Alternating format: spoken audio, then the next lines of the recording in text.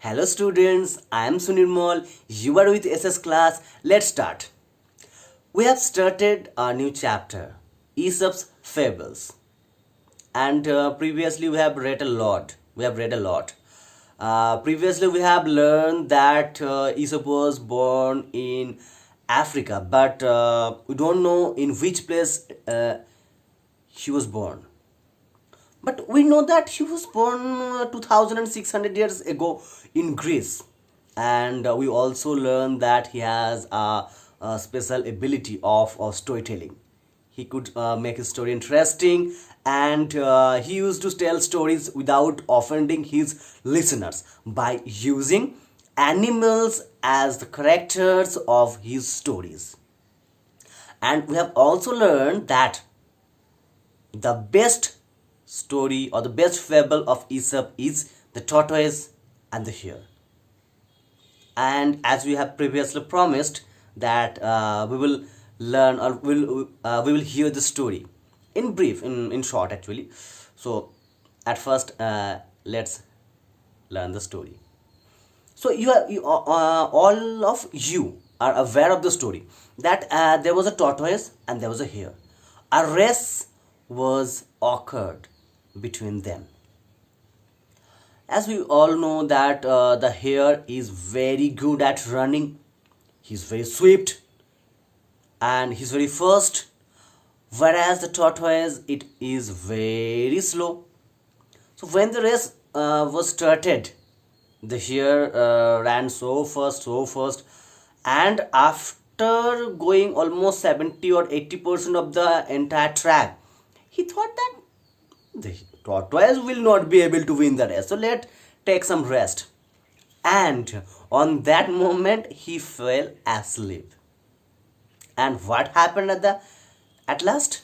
And what happened at last? The tortoise wins the race. And what is the moral of the story? You can say that slow and steady wins race. So this is the story of the tortoise and the hare in short. Hope you all know about this story. So let's come back to the text. Aesop never wrote his fables, so the number of his fables is not known. About 300 years after his death, Demetrius collected about 200 fables of Aesop and wrote them in a book. Aesop's fables have not lost their charm even today. They are as meaningful as they were in Aesop's time. Aesop's wit pleased his master, who set him free. He traveled all over Greece telling his fables to the people. So his fables became very popular. So let's read again. Aesop never wrote his fables, so the number of his fables is not known. About 300 years after his death, Demetrius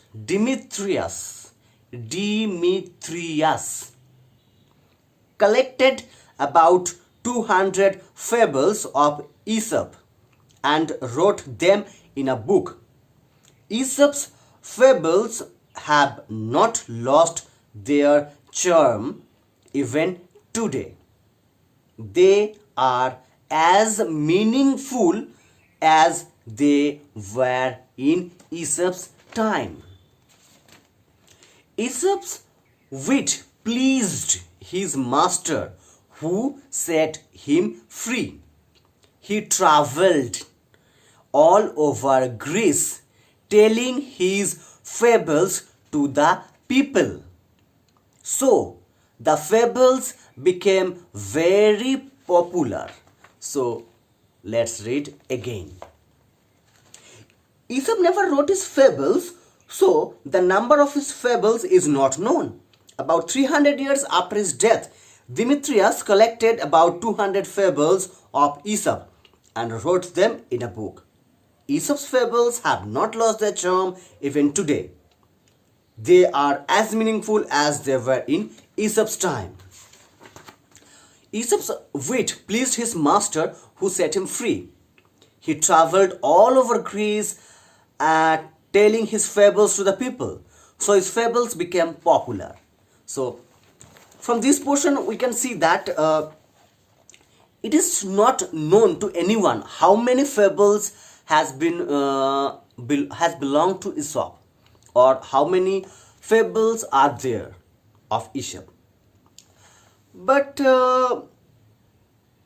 about 300 years ago, a person named Demetrius collected the fables of Aesop and wrote those stories, or those fables in a book. Aesop's fables have not lost their charm. Aesop's fables are still much more interesting as those were in Aesop's time. The king who set Aesop free. Why Aesop was set free? As we have previously learned, that he was a slave. He was a slave. That means he was working under a king or his master. That means he was not free like us. So why are we free? We can go wherever we want. Means in our area obviously, and we can eat whatever we want.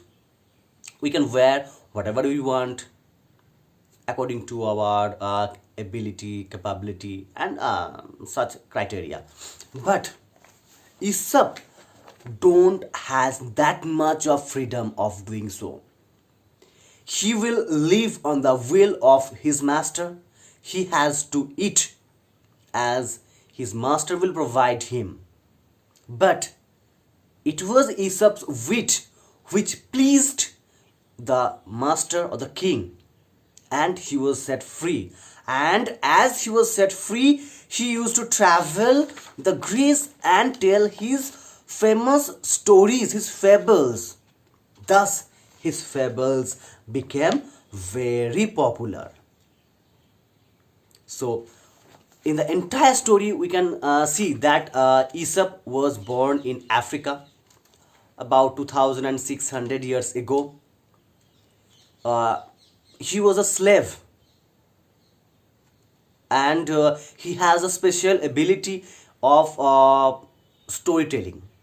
He could make his story interesting, and most importantly, he never used human as the character of his story. He always used animals as the characters of his story, so that humans are not getting offended. And his stories are become famous as his master set him free, and he traveled all over the Greece and told his fables. And it is not known that how many fables are there of Aesop. But 300 years ago, a person named Demetrius collected about 200 fables of Aesop and wrote them on a book. So, this is all about Aesop's fables. Hope you have enjoyed the story, you have enjoyed the chapter, and you have learned it well. So, that's it for today. Thank you.